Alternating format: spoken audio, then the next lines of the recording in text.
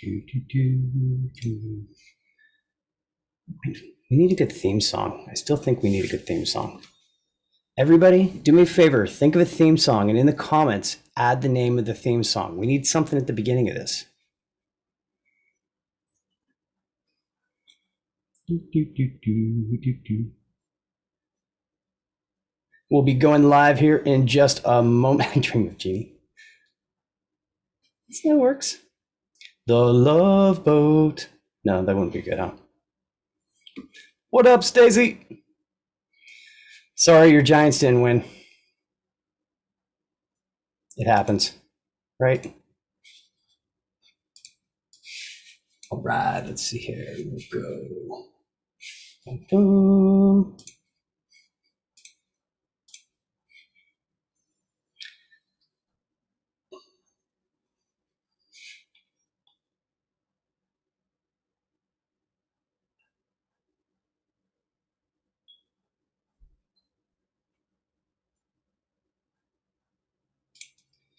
Hello, Seth. How are you doing today? I am just peachy. Thanks for asking. Why, thank you, sir. You know, I've been looking forward to this one for some time. We talked about having you come on a while back, and it's always fun. You and I having a good time nerding out together. So thank you for joining. Thank you everybody who is here on Zoom with us, and those who will be joining us live on Facebook as well. So thanks for letting me in, despite all the rumors. Yeah, well, you kept talking about how you were going to share your thoughts on, how much you love QuickBooks Online. Yeah. Well, shall we jump into some questions today? And then I think we've got a pretty good idea of a fun conversation for the day. But let's answer a couple questions first. Cool. I'd have you introduce yourself, but I think everybody knows you pretty darn Nope, well. A lot of people don't know who I am, actually. You don't? Nope. Yeah. All right. So, Seth, our very first question. Dual screen user. Is there a way to control which window the QuickBooks desktop pop-ups appear on? When traveling, I work from one screen, remoted into two. My one screen isn't large enough to split it efficiently. My issue is when having to navigate to the opposite screen to click the pop-up. Is there any way to make it to where it's all in one screen? Are you familiar with how to do this, good sir? I am, actually. You use QuickBooks on the default screen. So whichever screen you've set up as the default is the screen you want to use QuickBooks on, and that's where the pop-ups appear. And you can change the default screen. Exactly right. I was not quite as familiar. I thought about it earlier and gave it a try. So in my setup, I basically moved my whole default screen, tested it out, and absolutely correct. As soon as I chose what I wanted as my default, set up my QuickBooks there, then the pop-ups always showed up right on the exact same screen. And then you don't have to go back and forth and back and forth. So smart. Now, another QuickBooks desktop one, QBD desktop password recovery. So this was one we were talking about just a little bit because it seems like it would be a weird way to go about it, but apparently this did work. It's suspect. Yeah, I mean, I know, but I like Vic and I trust Vic, and yeah. No, but there's something missing from his answer that he needs to clarify. So client swears she did not change the admin password. Using the I forgot my password feature, it says something and the info doesn't agree. So we got nowhere, basically got nowhere there. For wasting a whole bunch of time calling support, always go check QB Community Live for an answer and save yourself a whole bunch of time, right? Perfect. So what, there's a couple things. There is, especially if it's brand spanking new QuickBooks, they've been changing like how you do the access. Hey, your microphone disappeared. There it is. They've been changing how you access the books and how you have users set up onto it to where maybe that was causing part of the challenge. But what Vic had said, and I should actually pull that back up here, clicked it on accident, is he said, get a copy of the file, restore under your own QBD, okay, and then request password change. Oh, so as the accountant, get a copy of the file, restore it under your own QuickBooks desktop, then request password change with your license info. But that still has to assume that the accountant has been given admin access, because the only one who can change the admin's password is the admin. That's a good point. Unless it was, That's what I mean. There's something missing. There's some piece of information he hasn't included here that needs to get included. we can find out, and Vic can help add some more details on it. Laura actually on her YouTube channel just did a whole series of videos, which were really, really good, about the new user permissions and how you switch account or the account's copy back and forth, the right way to do it, wrong way to do it, that type of stuff. I'll add those links into the chat afterwards. Now, this is our last one. And surprise, I didn't mean to actually grab all these desktop questions. It just happened to be the ones. Yeah, when I'm on. Thanks, Matthew. You're welcome, buddy. We're going through it fast at least, though. So client made a QBD conversion to QBO. See, this is for you because I knew you could handle the That's QBO. much better, yeah. The account receivable imported as a sub account, and the AR of AR, and then every customer is also a sub account. Have you ever seen something like that? I've never seen that happen before, and I've done many, many, many conversions. That's weird. Something weird happened. I would have them do it again. You can just redo it from start and just double check a few things, because one thing that occurs to me as they explain that is a lot of times in QuickBooks Online, the account type is not just accounts receivable, it's accounts receivable with A/R in parentheses next to it. So it sounds like maybe that wasn't done somehow, and maybe there was already an account receivable, so it confused things when it imported. But bottom line, what I would do is just do it again. And if it happens again, then definitely call support, because that should not happen. I've never seen that happen. The one time I've seen something like this, which is outside of the scope of what they were talking about, is when converting a Quicken file over to QuickBooks. When you try to do that process, if you don't choose correctly whether customer records, forget the exact wording, but it's the very first question that comes up. It's basically saying is, do you have balances under customers? If you don't choose it correctly, then it will automatically, it does exactly what they're talking about. But that was doing a Quicken to QuickBooks.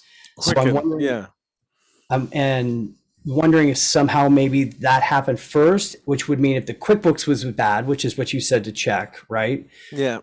Double check that first, make sure things look good there before you're doing the push up, because you should have the desktop looking beautiful, reconciled and everything before you even go to move online. The other thing I like to try and suggest here with every one of my clients before we go this route even is to see if it doesn't make sense to not migrate, book a trial balance, start clean. It's such a good opportunity when you're about to make a change like this to just do that, because usually in my experience, especially with a desktop file that's been around for some time, it's like driving an old car. You just accumulate junk at the bottom of the gas tank, right? And it's easier to just start fresh if you can. Of course, I've had the situation that I know a lot of other people hearing me say that are going to respond with, which is, oh, my client can't leave their data. Fine, I get it, but at least try to have that conversation. The reality is, I had a big e-commerce client that we did the migration. They insisted they needed, at least, I think, a year's worth of data back. And they were willing to let go of the rest. And they were going to keep it in QuickBooks Enterprise so that they could access and look up things. Their main thing was being able to look up what a customer had ordered 3, 4, 5 years ago, because they had customers that would do that. They sold the kind of product that somebody might buy once and then come back 5 years later and buy something new.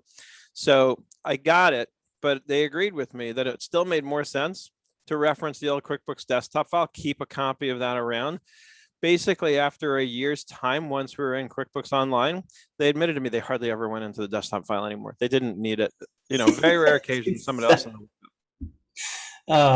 That's exactly what was going to happen. So now Greg just said that I imported a QBD file into QBO for one of my other businesses, and it has multiple AR accounts. It's a zero balance account, but I still cannot inactivate the account. It tells me there are non-zero transactions in the AR. He says he just learned to live with it. That's interesting. Yeah. I mean, again, I would have at least tried to re-import it again, and see if it was just some kind of bug, but because it shouldn't happen. Right? Yeah. And my concern would be if that's happening now, right from the What get-go, else? what else is going to go wrong, What right, else? as time goes on? Yeah.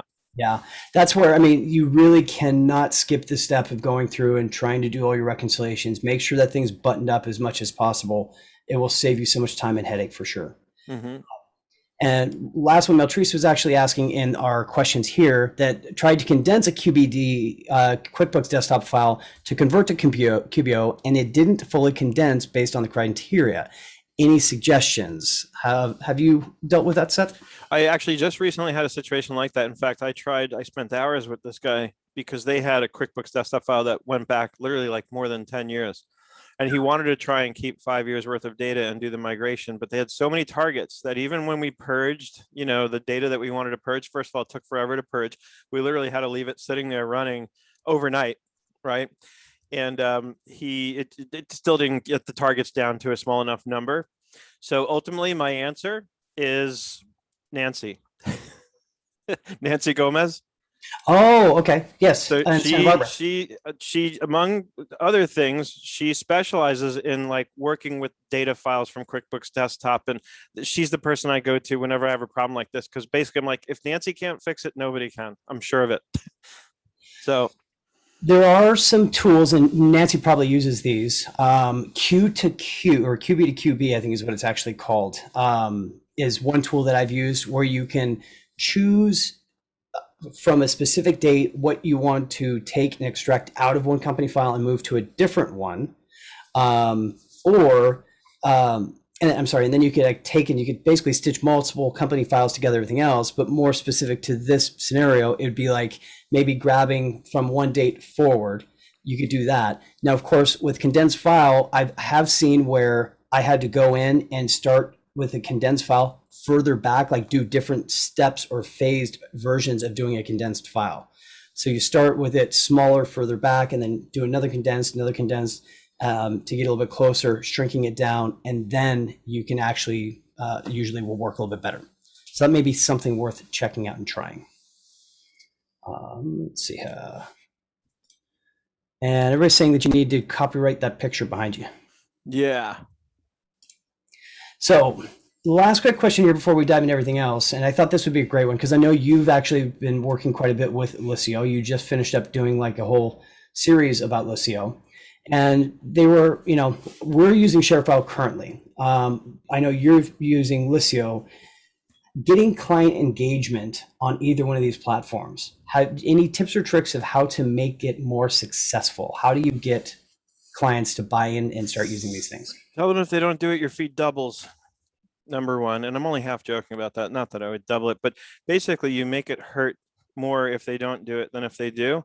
But in reality and more practically speaking, I think that these things generally work best when you take the time, especially during the onboarding phase, get them on a Zoom, get them to share their screen. Don't share your screen, because while you're sharing your screen, they're probably off on Twitter talking smack about their new accountant. So make sure that they are sharing their own screen. You're looking over their shoulder and you guide them through it and make sure they understand how to log into the service, how to use it.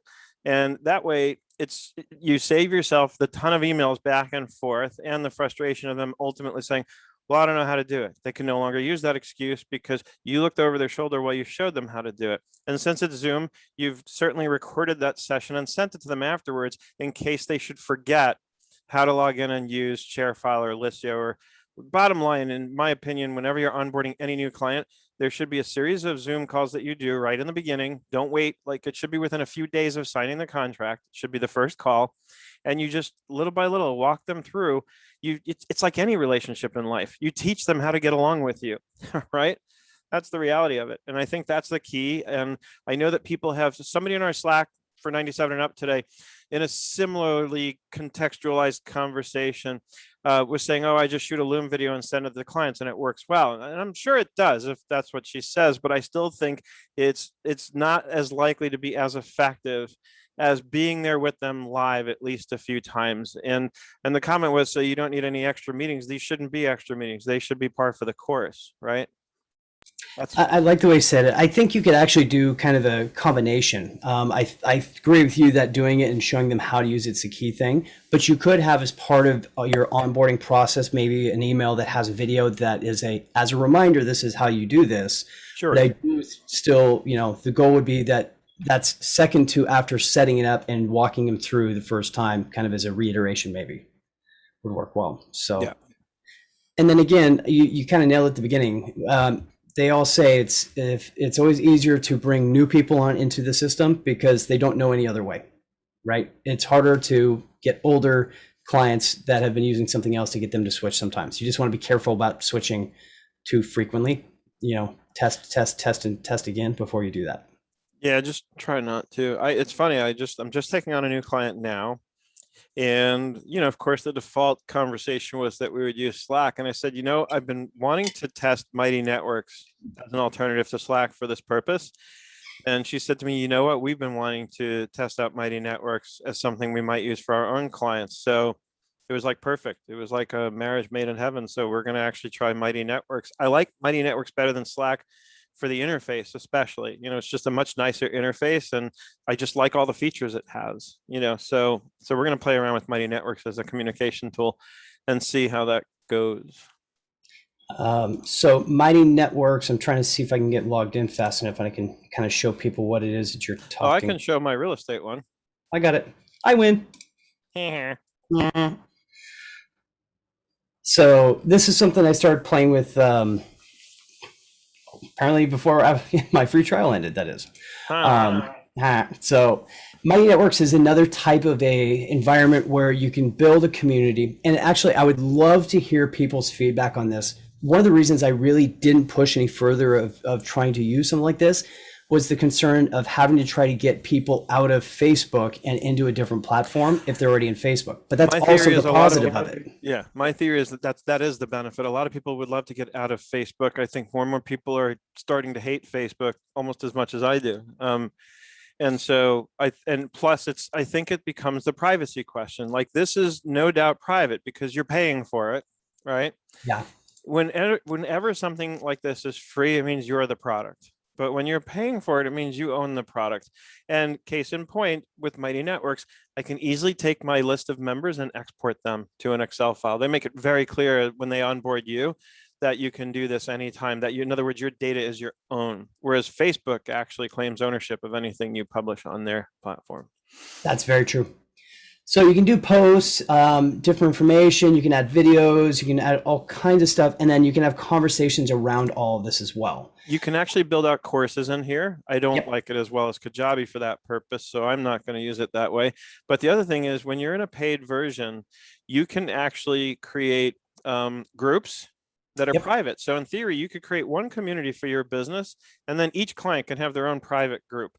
And then if you do that, just make it clear in case somebody's in the general feed, make sure they understand that they're on Planet Public in the general feed. I like the idea of it because I think there's probably a lot of good networking opportunities if we bring our clients together in one forum where they can meet, hook up, work with one another, and everybody wins. So look at that. Pivot table's gone wild. I remember that. That was fun. That was a fun one for sure. So, all right. Now on to the topic I wanted to actually bring up today, which is puppies. Puppies is puppy training. How do you do puppy training? Mentoring is a two-way street. And what I mean by that is I wanted to kind of ask you some questions. Seth, you have mentored so many people throughout this entire community, which is why so many people are here. They all love you. Mentorship, we were talking about it before, it's a two-way street, right? It requires both the mentor and the mentee to participate. What are your thoughts on that type of a scenario, or how important? Yeah, I mean, and I think it can be bigger than that. I mean, the truth is the whole 97 and up concept was developed around the idea of mentoring. I mean, and in the very beginning, it was people who wanted guidance from me, but my goal from day one of it was to build something that was much bigger than me. And it's so nice to see every day when I wake up that I've accomplished that. I go into our Slack channel and I see everybody in there helping each other. I see people like you. I see people like Greg who are constantly in there going up to people who are asking questions and saying, let's get on a Zoom. I'll jump on a Zoom. And they're not asking for any money. They're just they're there to help, and they'll jump on a Zoom and spend 15 minutes, half an hour helping somebody get through something they're stuck on. So, I want to be clear. When I think of mentorship, I think of it, I think, much more broadly than many of us do. And I've paid people to mentor me. I paid Chris Brogan a few years back. Chris Brogan, if you don't know who he is, Google him. It wasn't an opportunity that was going to be available very often or to very many, but I happen to get friendly with the guy because of my interactions with him on social media and so on. And so I had like this rare opportunity, and it wasn't cheap, but I knew it was worth every penny. And so I paid him, a good amount of money on an hourly basis to work with me one-on-one. And I said, Chris, this is what I want to do. And he would walk me through it. He taught me how to build a landing page. He taught me a lot. So yeah, I think mentorship, and it does go both ways, because having been on, as I've now made the point, having been on both sides of it, when I'm on the side of mentoring people, I mean, there's so much that I learn. First of all, my mother was a teacher, right? And she always wanted me to be a teacher. And, to this day, she'll say sometimes, like, I really think you should have been a teacher. And I'm like, Mom, I am a teacher. It's just not in the format that you envision. I just get paid more. And I get paid more. Exactly. Sorry, I shouldn't laugh. So no, but it's true. It's true. And that was one of the reasons I didn't want to go that route career-wise, is because I saw what she went through, and I didn't want to be in a classroom setting in any case. Bottom line, what my mother ingrained in me, though, over and over again, that I still take with me to this day because I've experienced it so much now, is that the best way to learn something is to teach it. Right. I was just reading last night in a book, and we're going to talk about books in a minute as far as mentorship is concerned. But I was reading in this book, it was talking about how if you really want to make sure that you have learned something and understand it, there's a difference between the two, right? It talked about cramming. Now, like when we're in school, when we're academics, what do? We cram for a test. We haven't learned a thing.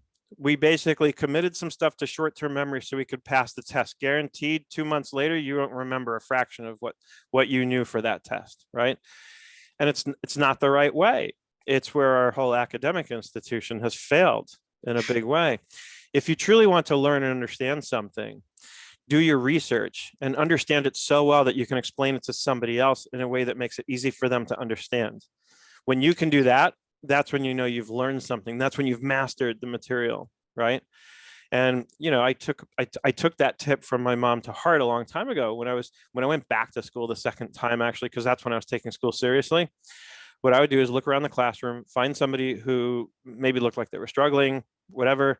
I would just grab them and say, do you want to study together before the next test? And I would literally study the material and teach it to them in real time. And I didn't have to study for tests when I did that. I just mastered the material, and I would ace my tests. And I was so mad. I came just shy of a 4.0, when I was doing that. It was like a 3.75 GPA out of a 4.0. I was just shy of a 4.0. I think it was more like a 2.7, maybe 2.8. Which is why Seth grabbed me. He's like, hey, you want to study? and the rest is history. No, you're right. It is when you're teaching other people. One of the things I love about doing different presentations and webinars is it forces me to dive in deeper to learn nuances about things that I may have glazed over before, but because I want to make sure I feel fully educated and can answer questions, I have to dive in. I have to know more about it. And then when you have the ability to repeat it back to somebody in a manner to which has to be in a manner which they can understand as well, is kind of a key thing. It has to be your own words. Because if you're just regurgitating what you memorized or read somewhere, then you don't understand a thing. You have to be able to explain it in your own words. And it's this book I'm reading that I'm referencing. If anybody wants to know, it's called How to Take Smart Notes. It's really about how to research things, but how to do it in a way that, even though I might be doing some research for a particular project right now, it teaches you how to document the stuff in a way that makes it useful forever. Where I could be working on another project 5 years from now, and I'm going to categorize and organize that information that came out of that research. And he teaches you about how to do a proper bibliography so that I can reference people when I need to and give them proper credit for where I got my information from. But this way you can quickly take research you've done in the past for another project and bring it in to wherever it's relevant. And the whole thing is about writing up your research and your notes in your own words in a way that establishes relevance, right?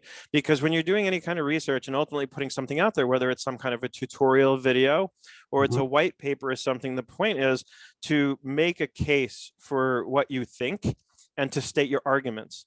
And you have to credit your sources for where you got your information for making those arguments. Because let me drop a bombshell on everybody today. Nothing is original today. There's not a single thought. There's not a single thing you're going to share that isn't already out there in some other shape or form, unless you're actually an inventor or something, right? The truth is, anything we're teaching, we learned from somewhere else, right? It's already out there, but we're taking it, we're going to absorb it, we're going to learn it, we're going to understand it deeply so well that we can not regurgitate it, but actually explain it in our own words in a way that makes it easy to understand. And that's what makes it different. That's what makes it unique, right? There's nothing unique about the core knowledge. So I'd like to ask everybody who's watching right now, in the comments, add in a characteristic, a trait, or a trait of what you think creates or makes a quality mentor. What's something that makes a mentor stand out to you? I'd love to kind of crowdsource other people's different ideas on that. Personally, I know I kind of shared with you before, but I've always found when it comes to mentors, or the best mentors I usually see, I didn't realize they were my mentor until after. And, I guess maybe I just was too young to realize how much they were spilling into me, right? To how much knowledge and opportunity, everything else. But I didn't notice it until after the fact. Right. I have a lot of mentors in my life who are like that, who I didn't realize till later that they really were mentors, or I just didn't come to regard them as mentors until later on. And usually when that happens, when I realize, hey, this person truly is a mentor of mine, it's because I start realizing that I'm constantly referencing back to something they taught me. Right. Yeah. You do that. You actually do that with Chris Brogan quite a bit. And I mean, that's the key, right? So when you get some good wisdom from somebody, it can actually truly change your life. A friend of mine sent me a message the other evening. Gosh darn it. Never mind, forget that, because I can't think of what it was, the exact quote of it. But basically, the intent of it was, when being a leader, true leadership is, when you're truly a leader, you will impact other people's decisions and most likely their lives. And there's a much better way to say it, but the concept being like giving of others, right? You can really have a major impact. Yes. And I also believe that one of the key ingredients to this is humility, right? Like, a true mentor is somebody who underwear, or what? Humility? No, being humble, you mean? Of course. Yeah. A true mentor, a true leader is somebody who's humble enough to recognize that they don't know everything, humble enough to be able to say to somebody who's counting on them, hey, I don't have experience with that. A lot of times our egos step in and we want to just give them an answer, because heaven forbid we actually admit that we don't know everything, right? And then we're afraid that they're not going to think of us as a mentor anymore, because I didn't know something. If anything, people will respect the fact that I was honest enough and humble enough to admit, I don't have experience with that. And then I know somebody who does have experience in that area. Let me introduce you to them. Or B, I'll go do the research and find out, right? Yeah. The other place to go for mentorship, and I like what Jenny says, that a great mentor has empathy, without a doubt. I don't think it's possible to mentor somebody without that. I think that's another key ingredient. There has to be humility and there has to be empathy, for sure. How are you possibly going to guide somebody if you don't have the ability to understand what it's like to stand in their shoes, right? You have to be able to see things from their perspective and understand and feel things from their perspective, I think, to do it properly.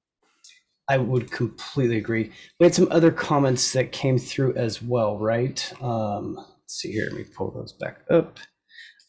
So Larry was saying experience is important. Linda had said, someone who listens to what you're saying, that encourages you to do it in a better way so you succeed.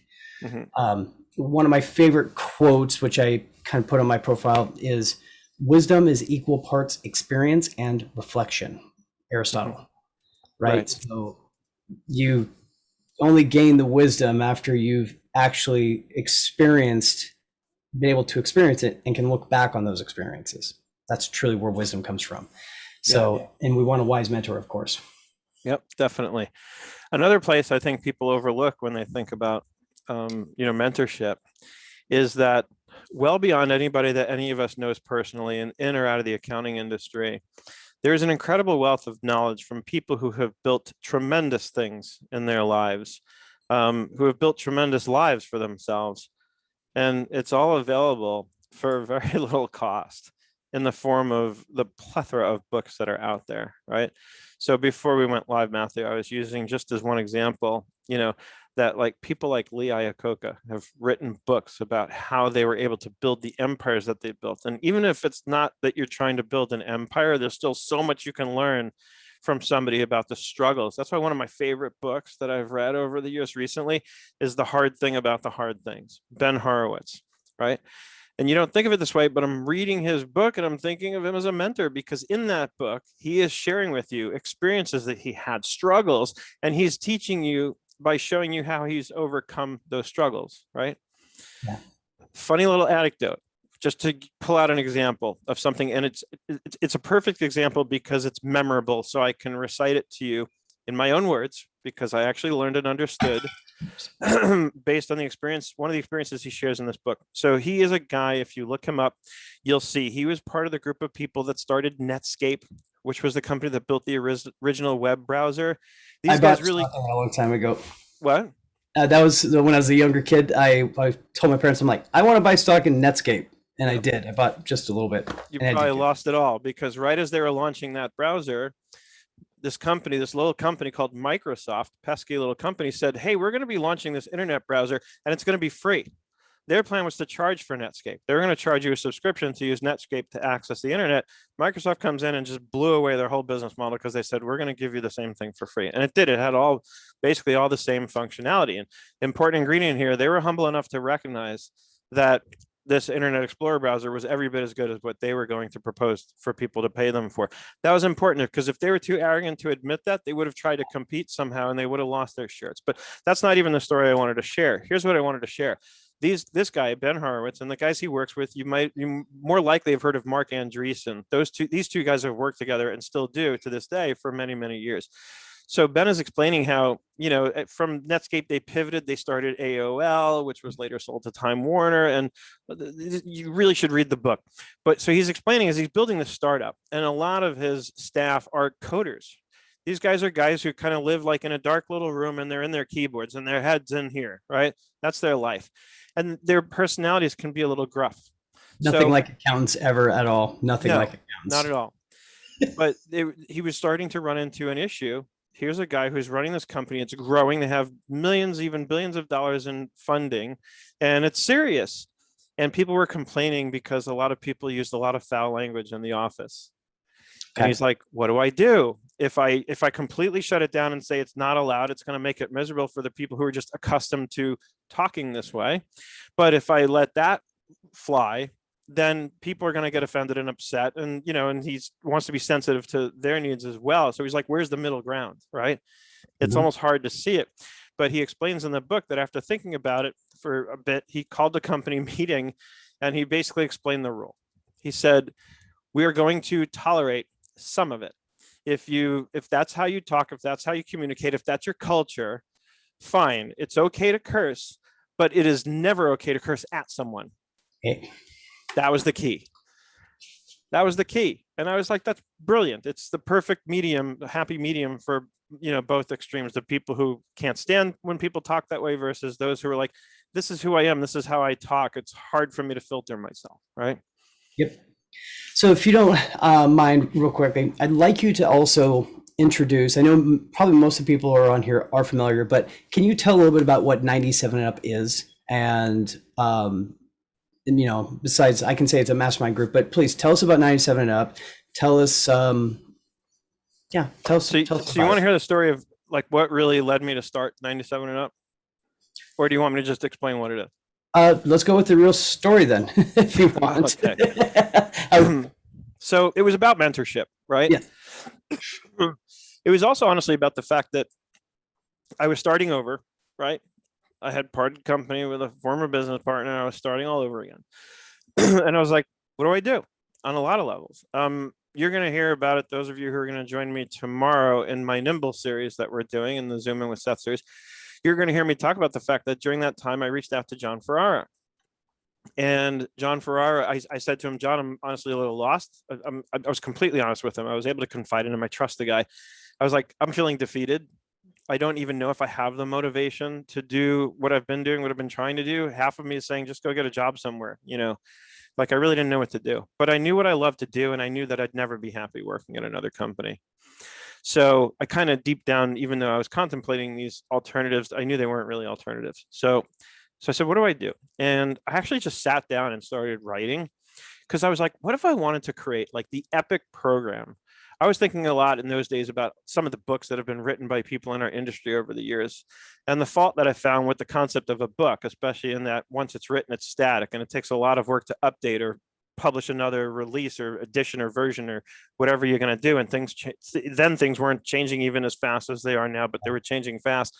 And I was like, it's not going to work, but for this kind of material. And don't get me wrong, obviously, from what I just shared, I love reading books, but tutorial nature books, like textbooks, they're going to get outdated very quickly. And I wanted to create a medium and a forum where I could mentor people and roll with the changes very quickly.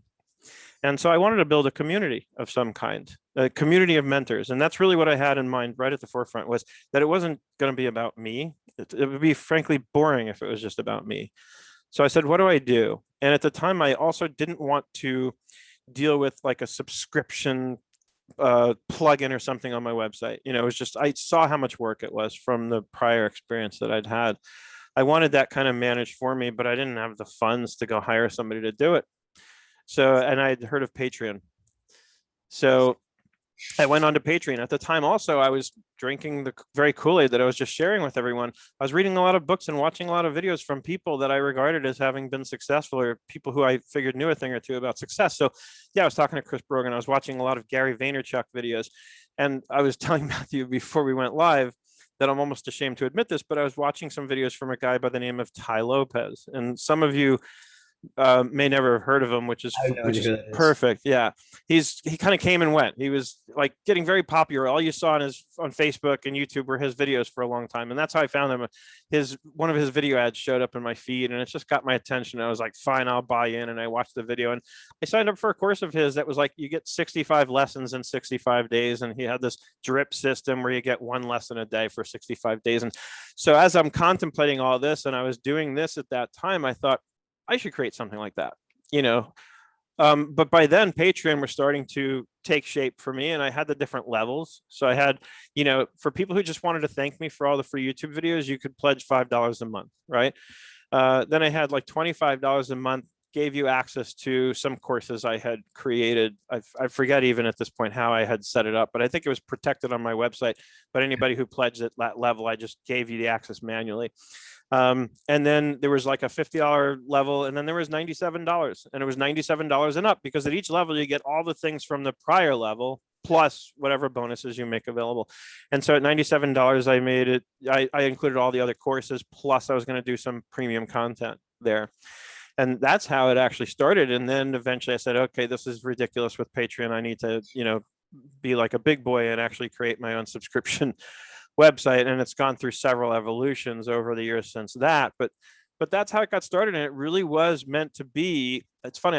It just popped into my head. I have a book on my shelf by Tim Ferriss that's called Tribe of Mentors. And that's how I think of 97 and Up, is that it's a tribe of mentors. The group, we all mentor each other. There are times when I need help, and I go in there, and that's the first place I'm going to go when I need help with something, right? I'll go to you, Matthew. I'll go to, and over time, especially those who really participate and contribute, that's how I get to know people. That's how I get to know what people are experts at. And that's how I get to know who to go to, right? So yes. I know Linda Swick from our group is nonprofits. Like it took a while. And then eventually when I got to know her well enough, I thought, Linda is, she does nonprofits. We encouraged her one day to start a Facebook group during one of our calls, and she did. And now that's great. And now I see her posting all over social media. I see her on Twitter. She's been doing this 30 where she did like 30 essays, all I think on the subject of nonprofits, different aspects. And because she's learning how to produce content and write copy. And this is part of an exercise she was given to do. And I'm blown away. Nothing makes me prouder, Matthew, than seeing people, our friends from our community, just thriving and growing and doing things that doesn't matter if they learned it from me or not. I just love seeing people learn and grow. And I love seeing when it shows. And it just makes me proud to be part of that in whatever way I can be. Together we all succeed. Right? Yep. So, well, thank you. I have to agree. I mean, 97 Up it's home as far as I'm concerned. It's a great group. It's always a place to go to for. It's impossible for all of us to know every single thing that's out there, like you said. So if there are different people that specialize in different areas, I love being able to go in there and ask and get advice and guidance on things as well. And it's great that people can reach out to us and we can help them also. So if anybody has not checked out 97 Up, I fully endorse it 100%. And I know many other people here would do the exact same thing. Yeah, Larry is in the chat. He already gave me a plug. Nicely done. Well, we're getting close to our time here, so I'm going to show some of the other stuff we've got coming up real quick here.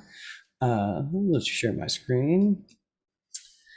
I want to very quickly remind everybody of some of the newer resources and such that we have for QB Community Live, of course, on the website.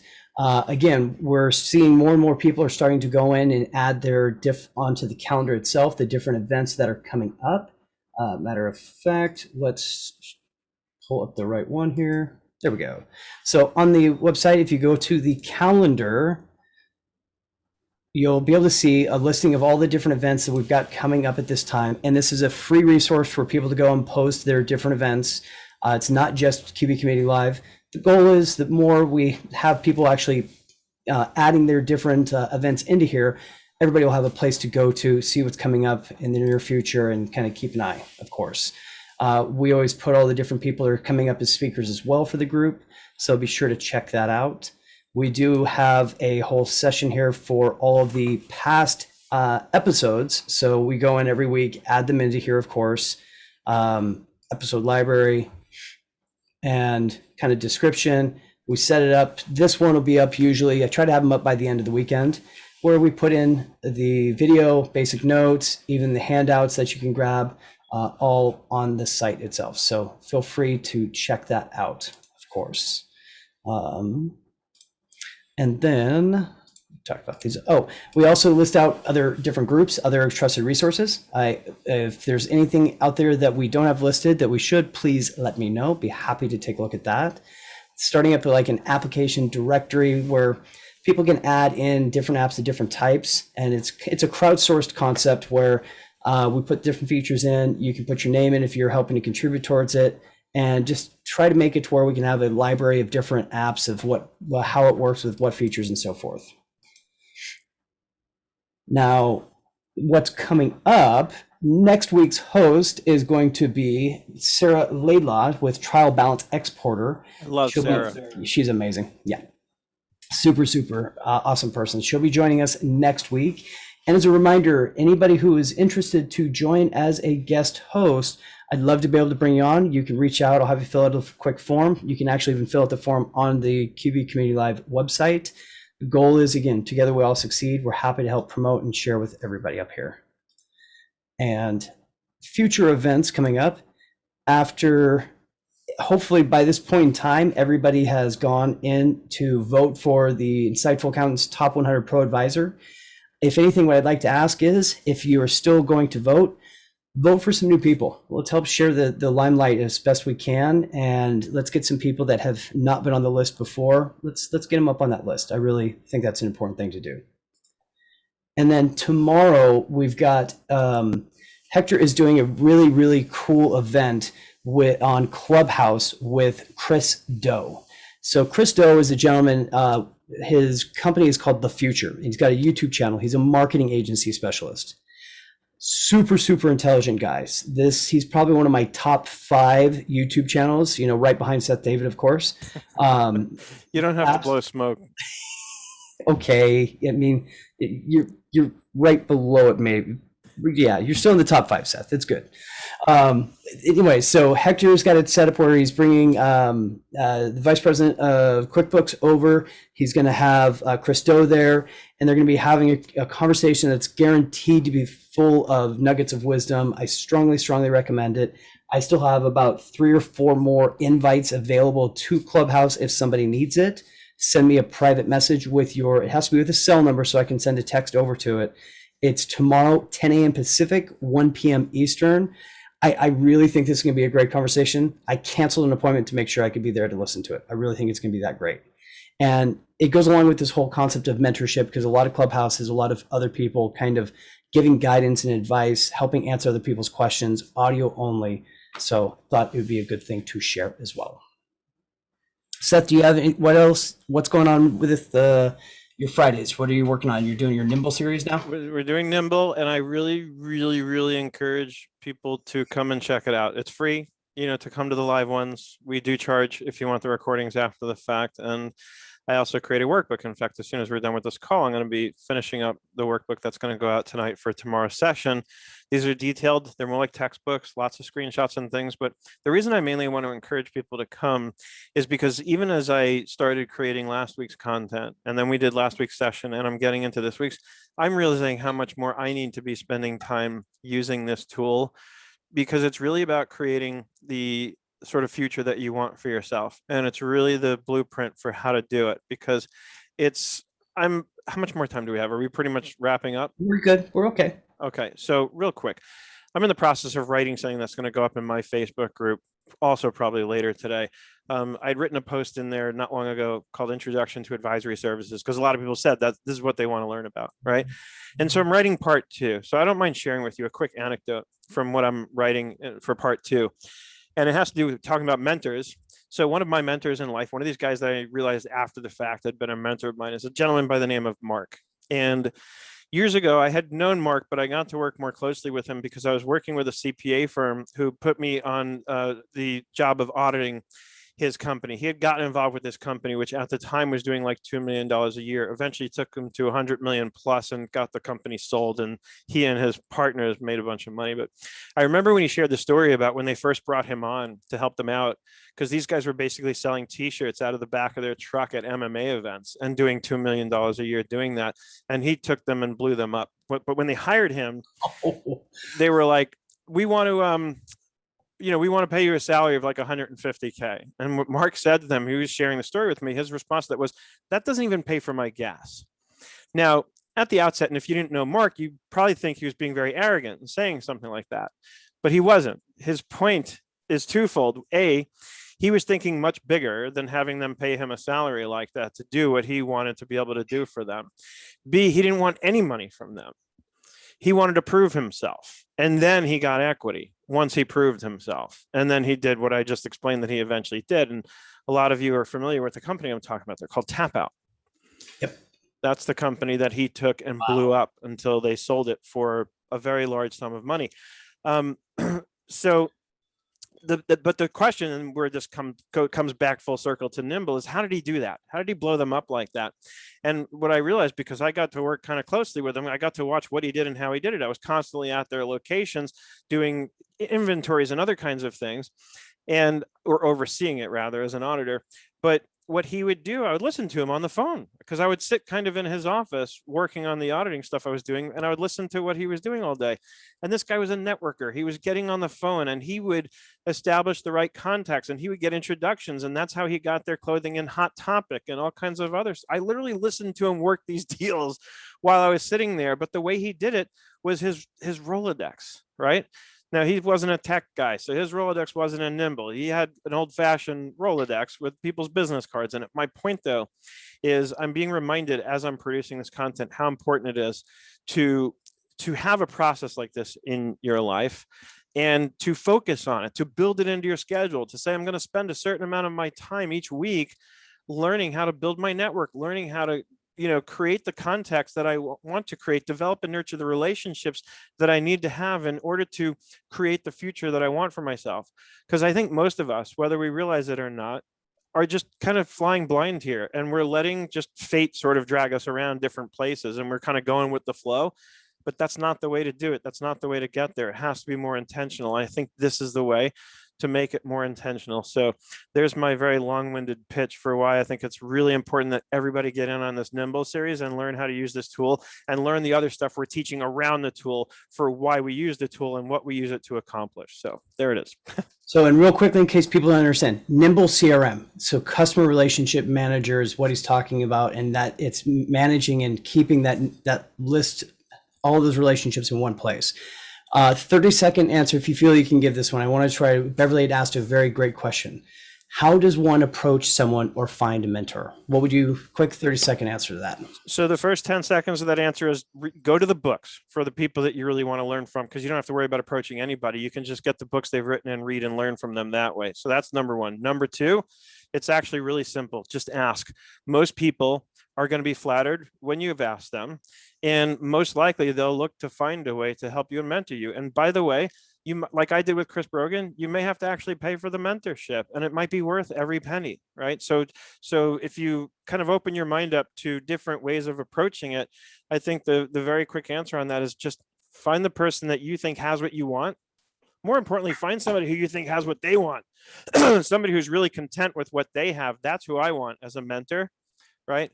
And then just ask, just say, hey, you know, like I did with John Ferrara. I told you that earlier. When I was kind of feeling a little down and out, I went to him because I knew he was the guy who knew how to network and rebuild. And I said, John, will you? And I forgot to share that part of the story, but his answer to me when I called him that day was, Seth, I go for a walk every Sunday at 9 o'clock or whatever time it was. He's like, I want you to call me. And he did. He spent like an hour a week for weeks with me, didn't ask me for a dime, and help me. And trust me, John's a busy guy. He was the original creator of Goldmine, which was the original CRM. And then he created Nimble many years later. So it was very generous of him to be willing to take his time. But most people are going to be flattered when you ask them. So just ask. That's beautiful. Great answer. Connie, I love your comment. Of course, networking equals talking to people, equals relationships, equals together we all succeed. Mm-hmm. On that note, here's wishing you all a very successful week. Thanks, guys. Yep.